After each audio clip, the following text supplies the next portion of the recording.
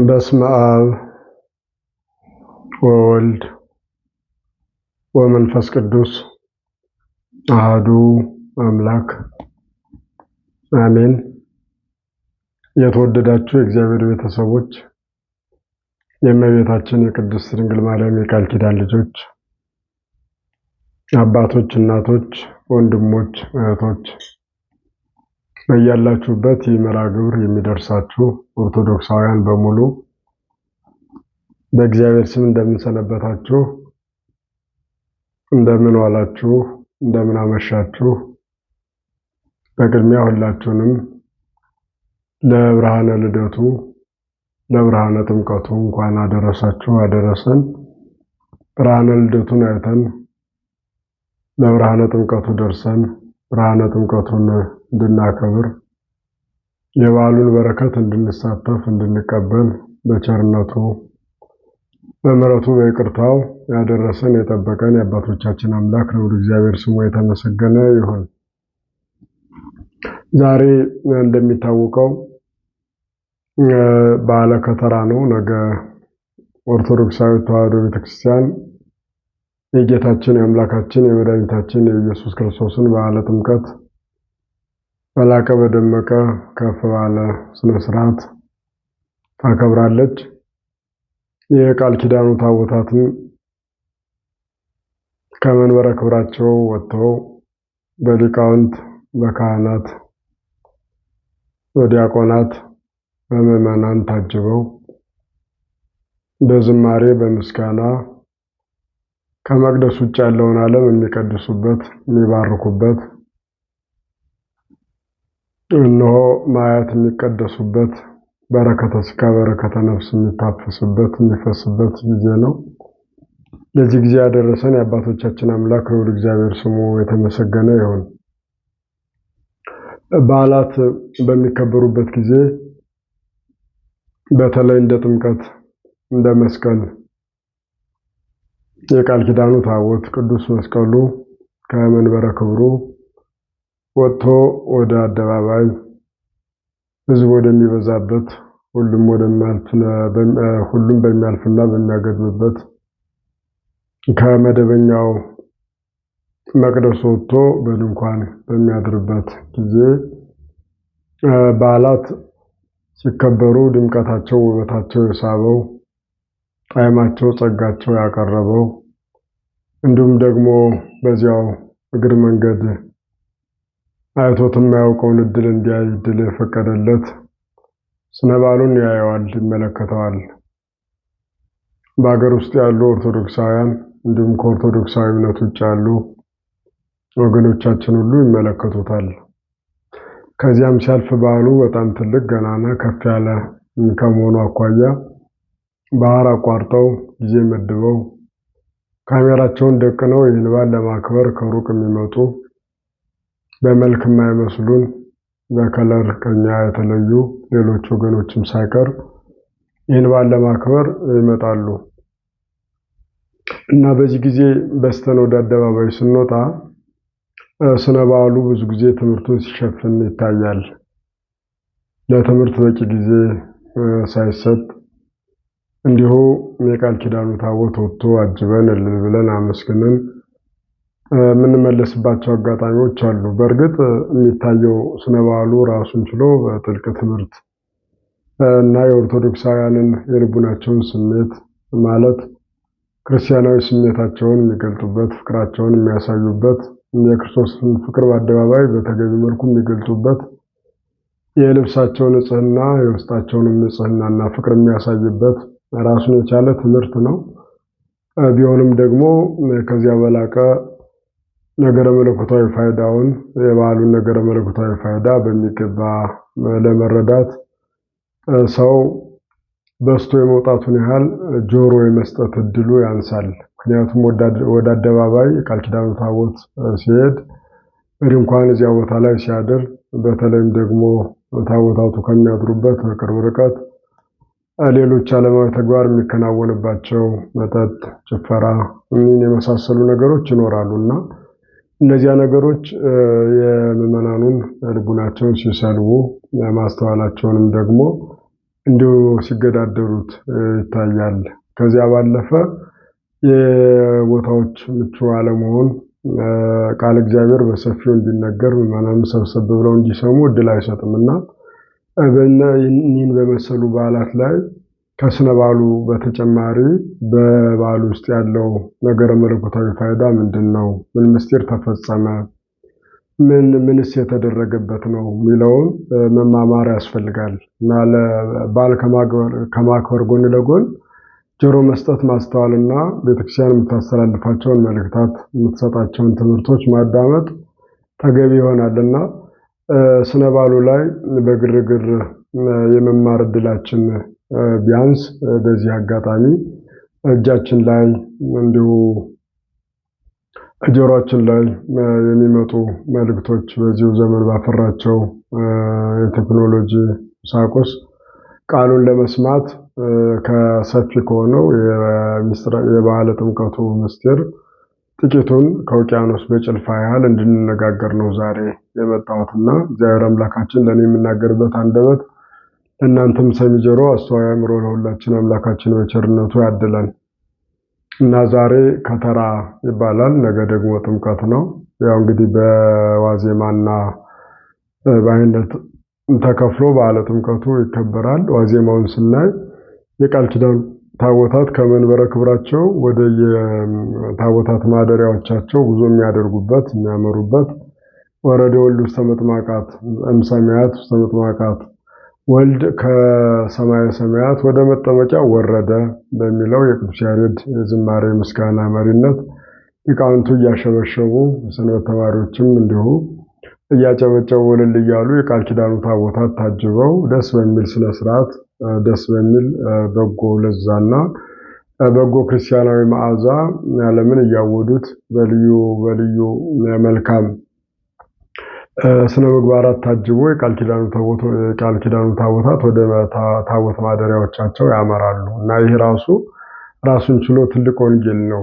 ዓለም ይማርበታል፣ ይሳብበታል፣ ይቀርብበታል።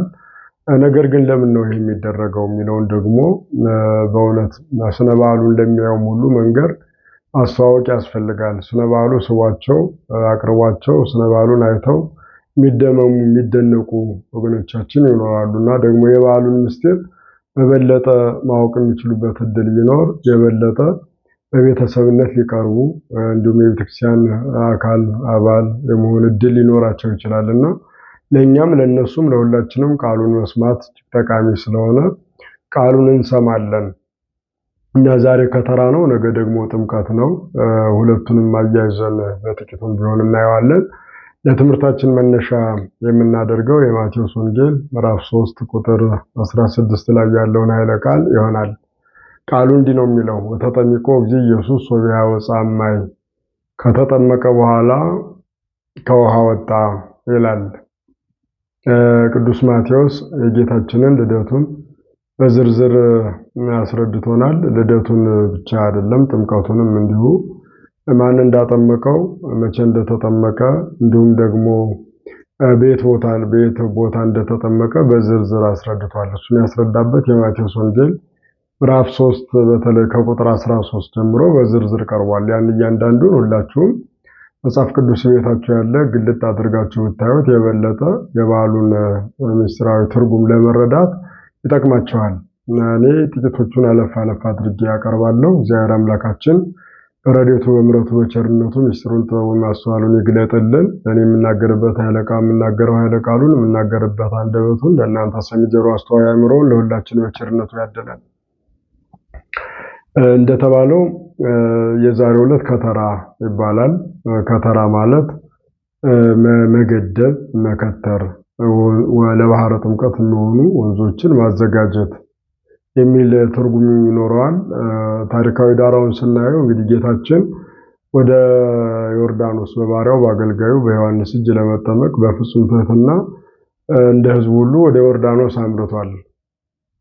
ዮሐንስ ትምህርቱን እያስተማረ የንስሐ ትምህርት እያስተማረ የንስሐ ጥምቀት ያጠምቅ ነበር። የንስሐ ትምህርተ ንስሐ የጣማቸው እንዲሁም ደግሞ ንጽሕናውን ቅድስናውን ተስፋ የሚያደርጉ ሁሉ በዮሐንስ እጅ የንስሐ ጥምቀት ይጠመቁ ነበር። ይሄ በማቴዎስ ወንጌል ምዕራፍ 3 ከቁጥር 1 ጀምሮ ተመዝግቦ የምናገኘው ነው። ወበውቱ መዋዕል በጽሐ ዮሐንስ መጥምቅ እንዘ ይሰብክ በገዳመ ይሁዳ ዘዮርዳኖስ ወይብል ጽሑ አፍኖቶ ለእግዚአብሔር። ያን ጊዜ ዮሐንስ መጥምቅ በምድረ በዳ መንግስተ ሰማያት ቀርባለችና ንስሐ ግቡ እያለ ያስተምር ነበር ነው የሚለን። እንግዲህ ይሄ ያን ጊዜ ማለት ጌታችን 30 ዓመት ሲሞላው ዮሐንስ ደግሞ 30 ዓመት ከመንፈቅ ሲሆነው ማለት ነው። ዮሐንስ ጌታን በልደት በጽንሰት በልደት መንፈቅ ይቀድመዋልና ያን ጊዜ ማለት ከዮሐንስ መጥምቅ ከበረሃ ድፍን 25 ዓመታትን ኖሮ ያው ከዚያ በፊት ከእናቱ ጋር በበረሃ የቆዩ 5 ዓመት ሲጨመር 30 ይሆናል። ተጨማሪ 6 ወራት አሉ። እነሱን ጨምሮ ነው ያን ጊዜ የሚለው ቅዱስ ወንጌል እና ያን ጊዜ ዮሐንስ መጥምቅ በይሁዳ ምድረ በዳ መንግስተ ሰማያት ቀርባለችና ንስሐ ግቡ እያለ ያስተምር ነበር ነው የሚለን። ዋና የትምህርቱ ማዕከል ሚስጥረ ንስሐ ነው ማለት የሰው ልጆችን በንስሐ ለማጠብ ወደ እግዚአብሔር ለማቅረብ የተበተኑትን ለመሰብሰብ ከእግዚአብሔር ጋር ለማገናኘት እግዚአብሔርን ለሰው ልጆች እያስተዋወቀ የሰው ልጆችን ደግሞ ከእግዚአብሔር ጋር እያገናኘ የነበረበት ትምህርት ነው እና በዚህ ትምህርቱ ያልተሳበ ያልቀረበ አልነበረም። ቀራጮች እንዲሁም ደግሞ ጸሐፍት፣ ፈሪሳውያን፣ ሰዱቃውያን ብዙ ወገኖች የዮሐንስን ትምህርት ለመስማት ከትምህርቱ ማዕድ ከትምህርቱ ገበታ ብዙዎች ይሰበሰቡ ነበር። ልቡናቸውን ሰጥተው ትምህርቱን ለመስማት አእምሯቸውን ልቡናቸውን አዘጋጅተው ይሰበሰቡ ነበር እና እሱም የንስሐ ትምህርት እያስተማረ የንስሐ ጥምቀት ያጠምቅ ነበር። ያም ማለት ለሐዲስ ኪዳን ሕይወት ጌታችንን ለመቀበል የሰው ልጆችን ያዘጋጅ ነበር፣ እንዲያምኑ ያስተምር ነበር እና በዚያን ጊዜ የክብር ባለቤት ጌታችን አምላካችን መድኃኒታችን ኢየሱስ ክርስቶስን እንደ ሕዝቡ ሁሉ ወደ እኔ መጥተህ አጥምቀኝ አላለውም። እንደ ሕዝቡ ዮሐንስ ወዳለበት ሄደ ነው የሚለን። ይሄ በጣም እጅግ የሚገርም ትህትና ነው፣ የሚደንቅ ትህትና ነው። ጌታችን በጠቅላላው 33 ዓመት ከ3 ወር በዚህ ምድር ላይ በተመላለሰበት ጊዜ ያሳያቸው 2 ትልልቅ ነገሮች አሉ። አንደኛው ፍቅር ሲሆን ሁለተኛው ትህትና ነው። ፍቅሩን በቤተልሔም በከብቶች በረት በመወለድ ገልጧል። ትህትናውንም አንድ ላይ አስተባብሮ ገልጦ ነበር። ያ ትህትና ሲያድግ አልተለወጠም። 30 ዓመት ሲሞላው አልተለወጠም ትህትናው። የዮሐንስ ፈጣሪ የዮሐንስ ጌታ ነው። ዮሐንስ ገና በእናቱ ማኅፀን የሰገደለት እናቱ ቅድስት ኤልሳቤጥም ያንን በመረዳት የጌታዬ እናት ወደ እኔ ትመጭ ዘንድ እኔ ምንድነኝ? አገልጋይ ባሪያ ወደ እመቤቷ ትሄዳለች እንጂ እመቤት ወደ አገልጋይዋ ትመጣለችን? እንዴት ይሆንልኛል ስትል አድንቃው ነበር ቅድስት ኤልሳቤጥ። እና ይህንን ገና በእናቱ ማኅፀን ፈጣሪውን ማመስገን የጀመረ የዋና ተልእኮ ራሱ ስለ ፈጣሪው ምስክርነት ሊሰጥ ወደዚህ ምድር የመጣ ሰው ነው ዮሐንስ መጥምቅ። በታምራት የታጀበ የተከበበ ሲጸነስ የአባቱን አንደበት የዘጋ ነው፣ ሲወለድ ደግሞ የአባቱን አንደበት የከፈተ ሲጠበቅ የነበረ ሰው ሁሉ ተስፋ ሲያደርገው የነበረ ነው ዮሐንስ መጥምቅና ጌታችን መጥተህ አጥምቀኝ ቢለው ዮሐንስ አያንገራግርም። ምክንያቱም የእሱ መልእክተኛ ነው። በምድረ በዳ የሚጮህ ሰው ድምፅ ተብሎ የተነገረልኝ እኔ ነኝ ብሎ ስለራሱ የመሰከረ ነቢይ ነህ፣ ክርስቶስ ነህ፣ ኤልያስ ነህ ሲሉት አይደለሁም፣ እንኪያውስ ማን ነህ? ስለራስህ ማን ነኝ ትላለህ ሲሉት ደግሞ በምድረ በዳ የሚጮህ ሰው ድምፅ ተብሎ የተነገረልኝ እኔ ነኝ፣ በነቢዩ በኢሳይያስ የተነገረልኝ እኔ ነኝ። ስለዚህ ስለ ክርስቶስ ልነግራችሁ ልመሰክርላችሁ መጥቻለሁ። አንሰኪ አጠመቀክሙ በማይ ለንስሐ ወማእከሌክሙ ሀሎ ይቀውም ዘይተአምርዎ አንትሙ። እኔ ለንስሐ በውሃ አጠምቃችኋለሁ፣ እናንተ የማታውቁት እነሆ በመካከላችሁ ቆሟል እያለ ስለ ክርስቶስ ይመሰክር ነበር። ክርስቶስ በፍጹም ትህትና እንደ ማንኛውም ሰው በዚያ በጥምቀቱ ስፍራ ላይ ተገኝቶ ነበር በትህትና። ዮሐንስ መጥምቅን እና መጥተህ አጥምቀኝ ማለት እየቻለ አላደረገውም።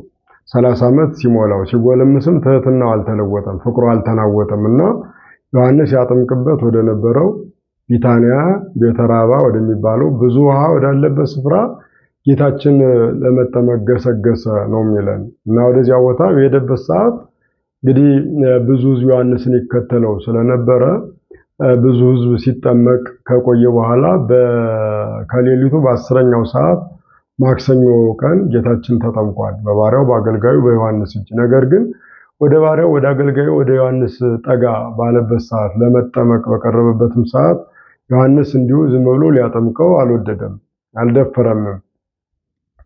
ምክንያቱም እንደ እናቱ እንደ ቅድስት ኤልሳቤጥ እኔ በአንተ እጅ ልጠመቅ ይገባኛል እንጂ አንተ በእኔ ልትጠመቅ ይገባሃልን? እንዴት ይሄ ይሆናል? ገለባ ከእሳት ፊት ይቆማል፣ እኔስ በአንተ ፊት እንዴት መቆም ይቻለኛል?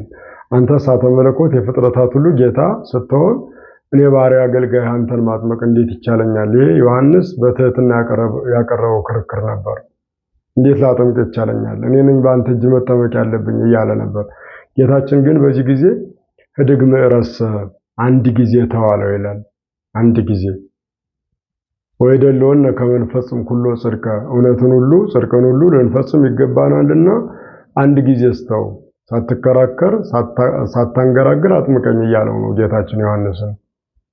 ወይደለውና ከመንፈስም ኩሎ ጽድቀ ጽድቅን ሁሉ ልንፈጽም ይገባናልና ትንቢተ ነቢያትን ልንፈጽም ይገባናልና በምሳሌ የተመሰለውን በትንቢት የተነገረውን አንተ በምድረ በዳ የሚጮህ ሰው ድምፅ ተብለ የተላከለትን እኔም ደግሞ ለዓለም ቤዛ ሕይወት መድኃኒት ለሆን የመጣሁለትን እንፈጽማለን። እስመ ከመዝ ውእቱ ተድላ ለነ ይህ ለኔም ላንተም ተድላ ደስታችን ነው አለው ይላል። ማለት አንተ መጥምቀ መለኮት እየተባልክ ልዕልና ሲነገርልህ ይኖራል። እኔም ደግሞ በባሪያው በአገልጋዩ እጅ ተጠመቀ ተብሎ ትህትና ይነገርልኛል። እንዴት ይደንቃል! እንዴት የሚደንቅ ትህትና ነው በእውነት። ይህንን እኮ ነው አባቶቻችን ትህትና ለመጠነዝ ትህትና፣ እንዲህ አይነት ትህትና ምን አይነት ትህትና ነው በማለት የሚያደንቁት እኮ ይሄ ነው። እስቲ አስቡት። አሁን ሰማይና ምድርን የፈጠረ በሰማይ በምድር የከበረ ጌታ በባሪያው በአገልጋዩ እጅ ለመጠመቅ መጣ ነው የሚለን። በዮርዳኖስ ለመጠመቅ መጣ። ደግሞ ምን አምላክ ነኝና ከህዝቡ አስቀድመ አጥምቀኝ አላለው።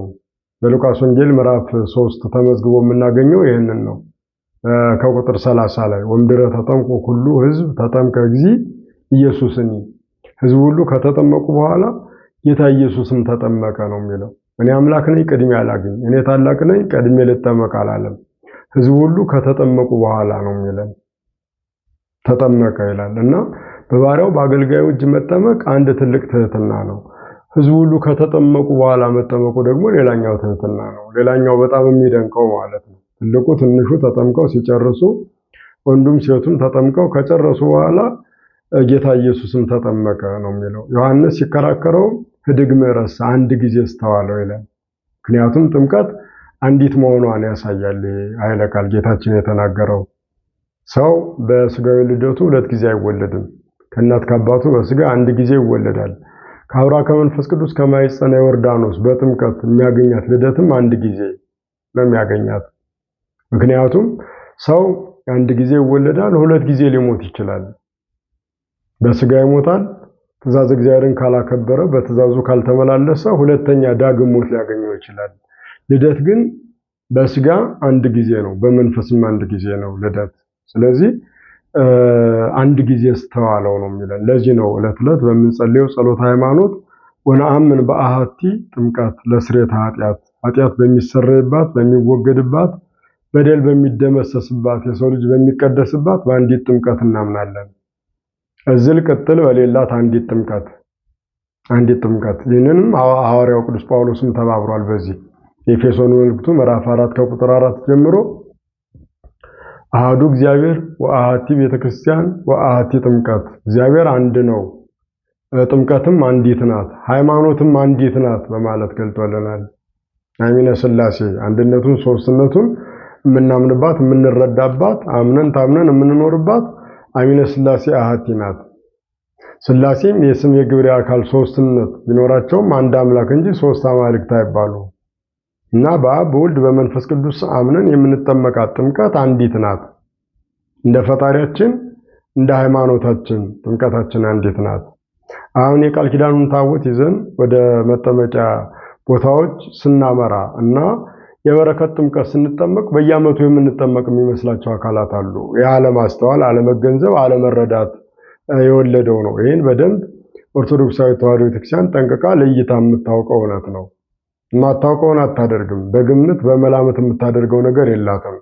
ሃይማኖቷ የተገለጠ የተረጋገጠ ነው።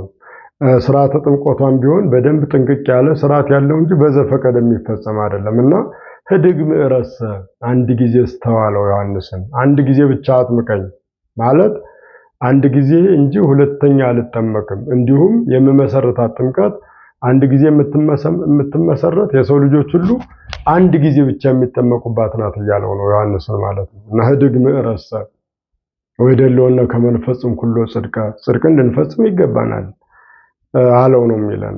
ይህም እስመ ከመዘውቱ ተድላ ለነ ይህ ለኛ ተድላ ደስታችን ነው። ራሱን ከባህሪ አባቱ ከአብ ከባህሪ ሕይወቱ ከመንፈስ ቅዱስ ጋር አንድ አድርጎ ይህ ለኛ ተድላ ደስታችን ነው ይላል።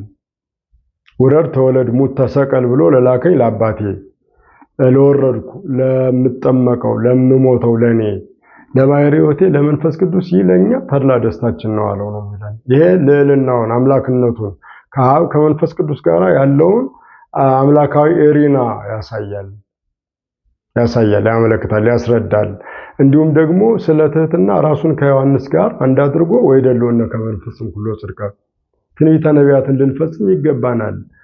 ይህ ለኛ ተድላ ደስታችን ነው ይለዋል ዮሐንስ መጥምቅን። ለኔና ላንተ ተድላ ደስታችን ነው ማለት አንተ መጥምቀ መለኮት እየተባልክ ስምህ በክብር ሲጠራ ይኖራል። እኔም ደግሞ በባሪያው በአገልጋዩ በዮሐንስ እጅ ተጠመቀ ተብሎ ትህትና ይነገርልኛል። ያንተ ልዕልና የኔ ትህትና እንዲነገር አንድ ጊዜ ስተው ይህ ለኛ ተድላ ደስታችን ነው አለው ይላል። እና በዚህ ጊዜ ዮሐንስ መጥምቅ ባይዳ አጠምቅ በስምከ ወበስመ መኑ አጠምቅ ያከ ሌላውን ባንተ ስም አጠምቀዋለሁ፣ የእግዚአብሔርን ስም ጠርቻ የንስሐ ጥምቀት አጠምቀዋለሁ። አንተን በማን ስም ላጥምቅህ አለው ነው የሚለን። በማን ስም ላጥምቅህ? ይህን ባለበት ሰዓት ነው እንግዲህ ጌታችን የክብር ባለቤት እንዲህ በማለት ለዮሐንስ የመለሰለት አንተ ካህኑ ለዓለም በከመ ሲመቱ ለመልከ ጼዴቅ አንተ እንደ መልከ ጼዴቅ ባለ ሹመት ተሹመህ የዓለሙ አገልጋይ ነህ። ወልዱ ለአብ የአብ የባህሪ ልጅ ነህ። የአብ የባህሪ ልጅ ነህ። ከሳቴ ብርሃንን የምትገልጥ ጨለማን የምታሳድድ የምታሸንፍ ብርሃንን የምታጎናጸፍ ነህ እያልክ አጥምቀኝ አለው ይላል። እና በዚህ ጊዜ ተያይዘው ወደ ዮርዳኖስ ወንዝ ወረዱ። ወደ ዮርዳኖስ ወደ መጠመቂያው ቀደም ሲል ትንቢት ወደ ተነገረለት በመዝሙር 113 እንደምናነበው ማለት ነው። ባህርኒ ርዕየት ወጎየት ዮርዳኖስኒ ገባ ድሬሁ ባህር አየች ሸሸች፣ ዮርዳኖስም ወደ ኋላው ተመለሰ። አድባር አንፈራጹ ከማራጊት ተራሮች እንደ ጊደር ዘለሉ ተብሎ ትንቢት ተነግሯል። ይሄ የክርስቶስን ጥምቀት የሚያሳይ ነበር። ይህም በጥምቀቱ ጊዜ ተፈጽሟል። ጌታችን ለመጠመቅ ወደ ዮርዳኖስ ሲያመራ እምቢ ያለው ዮሐንስ ብቻ አይደለም፣ ዮርዳኖስ ጭምር ነበረች። ዮርዳኖስ ወደ ኋላው ተመልሷል። ዮሐንስን አንድ ጊዜ ስተው ትንቢተ ነቢያትን ልንፈጽም ይገባናል፣ ይህ ለኔና ላንተ ተድላ ደስታችን ነው እንዳለው ዮርዳኖስንም ለምን ትጎይ ጊዜ ጥምቀቴ ቁም በመካነከ በቦታ ቁም እንጂ እኔ በምጠመቅበት ጊዜ ወዴት ትሸሻለህ አለው ይላል። ዮርዳኖስ ጆሮ የሌለው ዮርዳኖስ ይሰማዋል። መናገር የማይችለው ባህር ያደምጠዋል፣ ይታዘዘዋል፣ ይገዛለታል። ለዚህ ነው ባህር አመቱ ውሃ ወይም ባህር ባሪያው አገልጋዩ ናት የሚለው መጽሐፍ። እና ወዮርዳኖስኒ ጎየ መንፈቁ መንገሌላም ወመንፈቁ መንገሌላርተም ዮርዳኖስ አንደኛው ወደ ግራ ሌላኛው ወደ ፊት ከፊሉ ወደ ኋላ ሸሸ ነው የሚለው። ጌታችንን ሲያይ በጌታችን ፊት መቆም አልቻለም። ስለተነገረ የተነገረው ትንቢት ለሱ መሆኑ ለሱ የመሆኑ ማረጋገጫና መገለጫ ነው ይሄ ሐሳብ። ዮርዳኖስም ወደ ኋላው ተመለሰ ነው የሚለው። እኛ ከኃጢአት ወደ ቅድስና የምንመለሰው መቼ ይሆን? እግዚአብሔርን የምንፈራው መቼ ይሆን? ዮሐንስ እኮ በፍጹም ትህትና እኔ አንተን ላጠምቅህ አይገባኝም ሲል ትህትናን ሲያስተምር እናየዋለን። ዮርዳኖስም በጌታ ፊት እንዴት እቆማለሁ ብሎ ሲሸሽ ነው የምንመለከተው። ሲሸሽ ወደ ኋላ ሲል ወደ ቀኝ ወደ ግራ ሲያፈገፍግ እናየዋለን። እኛ ፈሪሃ መለኮት ኖሮን እግዚአብሔርን ፈርተን መቼ ይሆን ከኃጢአት ከበደል ከርኩሰት የምናፈገፍገው? ከኃጢአት ወደ ኋላ የምንሸሸው? ከርኩሰት ወደ ኋላ ለመሸሽ የምንዘጋጀው መቼ ይሆን? ይህን ማስተዋል ያስፈልጋል። ግዛን የሌለው ዮርዳኖስ ያስተምረናል። ለምን ትሸሻለህ? በጥምቀት ጊዜ አትሽሽ፣ ቁም፣ ባለበት ቁም ሲለው ድምጹን ይሰማል። እኛ ባላችሁበት ቁሙ ሲለን መቼ ነው ድምጹን የምንሰማው የምንታዘዝለት? ባለንበት ሃይማኖታችን ባለንበት ምግባራችን በሚመራን በሚሰራን አቅጣጫችን ጸንተን የምንቆመው መቼ ነው? ይህን ነው የሚያስተምረን። ስለዚህ ከዚህ በኋላ ጌታችን በባሪያው በአገልጋዩ በዮሐንስ እጅ ለመጠመቅ ቁም ወዳለው ዮርዳኖስ ወደ ውስጥ ገባ ነው የሚለን። ወደ ውስጥ ገባ ነው፣ ተጠመቀ በባሪያው በአገልጋዩ በዮሐንስ እጅ። ፈሉ ማያት ዲበርሱ ይላል ቅዱስ ያሬድ። ውሃዎች በራሱ ላይ ፈሉ። አዎ እሳት ላይ እንደተጣደ ውሃ በራሱ ላይ ፈሉ ነው የሚለው። ዮሐንስንም ወገሰሶን ተይትትገሰስ ርሶ የማትዳሰስ ራሱን ዳሰሰው ነው የሚለን። መለኮታዊ ራሱን ለምን የብሉይ ኪዳኑ ሊቀ ካህናት ለኃጢአተኞች መስዋዕት ሆኖ የሚቀርበውን በግ እጁን ጭኖ ይጸልይበት ነበር። እነሆ የሰውየው ኃጢአት በአንተ ላይ ይመለስ፣ አንተ ለሰውየው ኃጢአት ቤዛ ሁን፣ ለሰውየው ቤዛ ሆነው እያለ ይጸልይበት ነበር።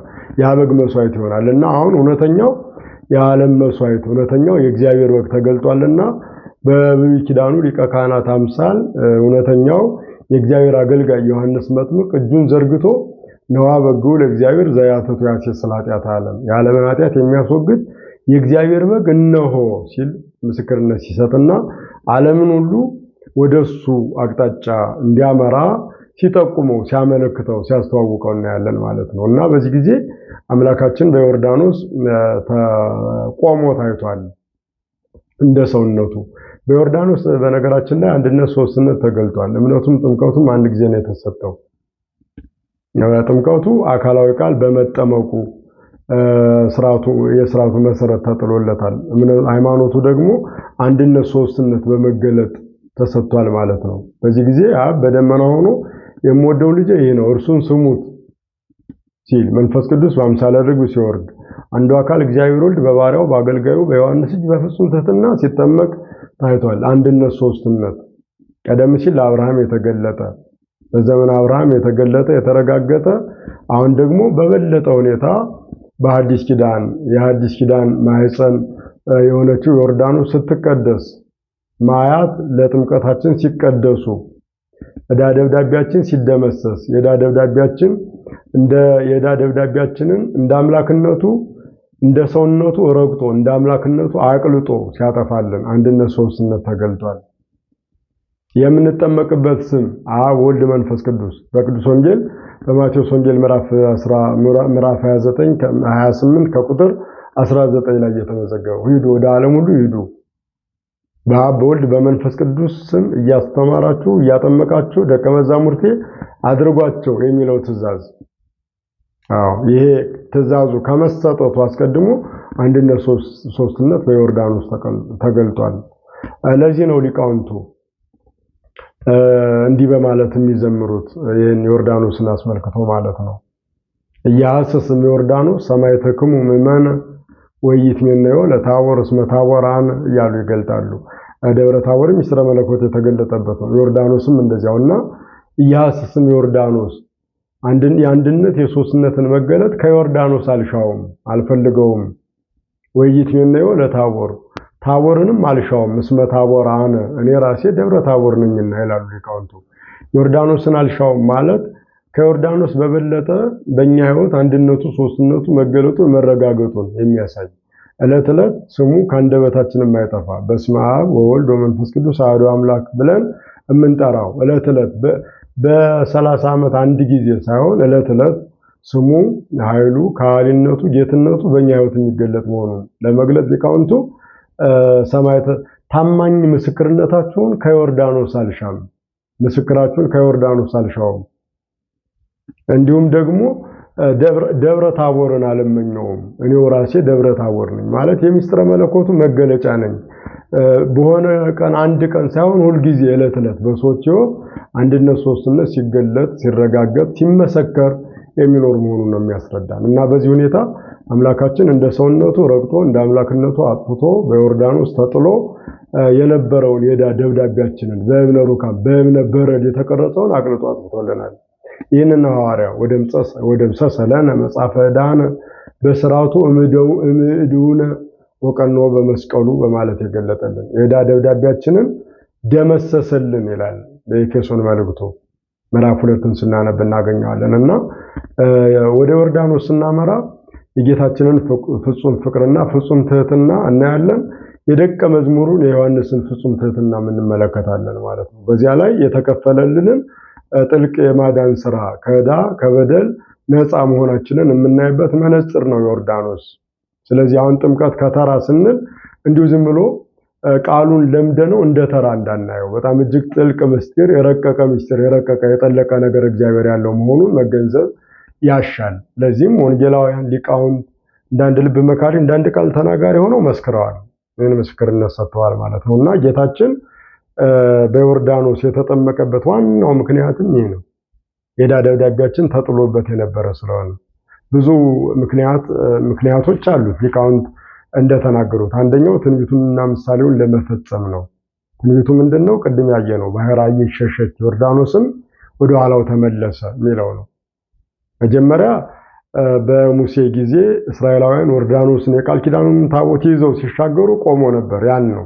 ሁለተኛውና ፍጻሜው ግን በኢያሱ አንጻር የመጣው ክርስቶስ የሰው ልጆችን መርገም በደል ያቆመበት፣ የገደበበት፣ የደመሰሰበት እና ያስወገደበት ዮርዳኖስን የሚያሳየን ነውና ይሄ ትንቢት እንዲፈጸም ጌታችን በዮርዳኖስ ተጠምቋል። በሁለተኛ ደረጃ ምሳሌ ነበር። ምሳሌው ምንድነው?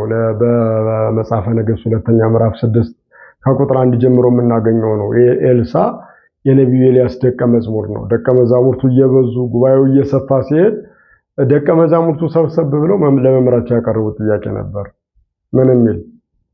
ጸበበነ ማህደር ኑ ንግዝ ምጻው ንንጽ ካላ ማህደረ፣ ቤት ጠበበን፣ ማደሪያ ጠበበን፣ ኑ ሌላ ሰፊ ቤት እንስራ ሲሉ እንሰማለን። እና በዚህ መሰረት ነቢዩ ኤልሳ ደቀ መዛሙርቱን ተከትሎ ወደ ዮርዳኖስ ዳርቻ ወርዶ ከደቀ መዛሙርቱ አንዱ በተዋሰው ምሳር እንጨት ሲቆርጥ ነው ብረቱ ከእጀታው ወልቆ ባህር ውስጥ ጠለቀ ይላል።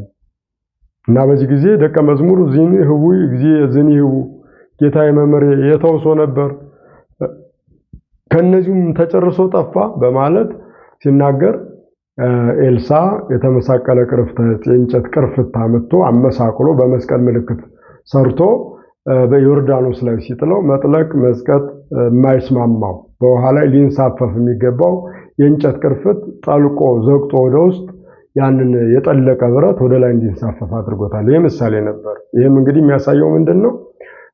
ሞት የማይገባው ክርስቶስ ሞት የሚገባው አዳምን ከመርገም ከፍዳ ነፃ እንደሚያደርገው ማሳየ ነበር። መስቀሉ ያ በመስቀል ምልክት የተሰራውም ለዚያ ነበር በመስቀል ምልክት። ምክንያቱም በደሉ መርገሙ በፍጹም የሚወገደው በመስቀል ስለሆነ ማለት ነው። ዋጋ የሚከፈለው አምላካችን ለሁላችን ቤዛ የሚሆነው በዚያ ጊዜ ስለነበረ ማለት ነውና ያንን ነው የምናየው። እና ጌታችንም ያን ትንቢት ያን ምሳሌ ለመፈጸም በዮርዳኖስ ተጠምቋል። እንግዲህ የኤልሳ ደቀ መዛሙርት ያመለከቱት አንድ ትልቁም ነገር አለ። ቤት ጠበበን አይደል ያሉ? ቤት ለጊዜው ኦሪት ናት።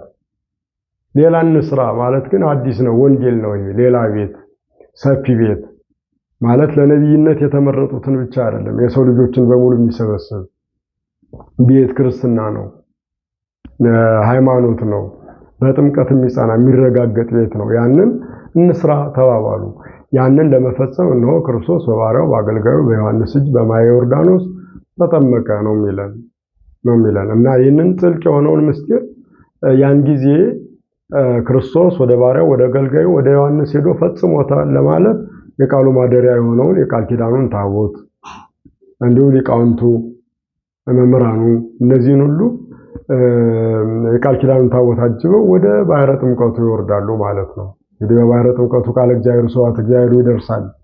ያን የተገለጠው ምስጢረ እግዚአብሔር ይደርሳል ያለማቋረጥ ይደረጋል። ያንን ነው የምናየው። እንግዲህ